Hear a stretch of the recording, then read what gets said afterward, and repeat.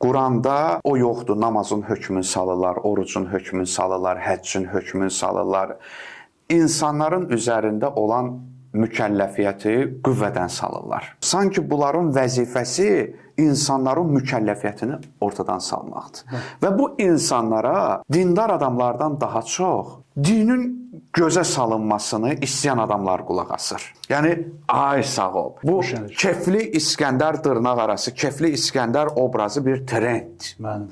Alladırlar, boş danışırlar. Yəni, insanların üzərindən namazı götürsünlər, orucu götürsünlər, ibadətləri götürsünlər, içki içməyi caiz bilsinlər, sələmçiliyi caiz bilsinlər, əsas ürəyin təmiz olsun, yaşa.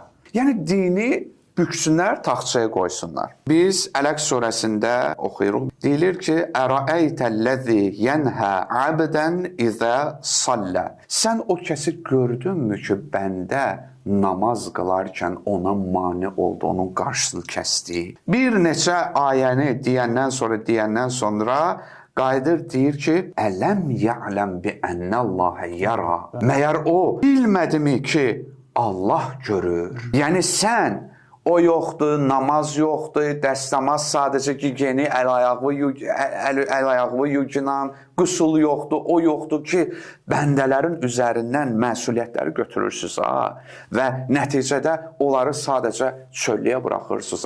Bu ayə sizə də şamildir. Bilmədi ki, ayə Allah görür. Məyər siz bunun cavabını verə biləcəksinizmi? Siz o yoxdur, bu yoxdur deyirsiniz, ortaya böyük iddialara rəğmən argumentasiyamız yoxdur. Problem oldu.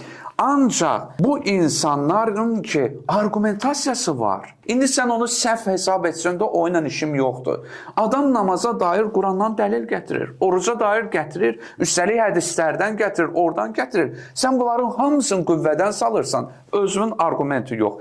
Mənə belə gəlir, mən belə düşünürəm, yox, bu belə olsa yaxşıdır, sənin boş argumentasiyaların olsun məqbul, bu qədər cəmaatın Qurandan, hədisdən gətirdikləri namaz geçsin boş şeyə, qüsul, dəstəmaz, həcc, orucluq, qurbanlıq və s. şeylər.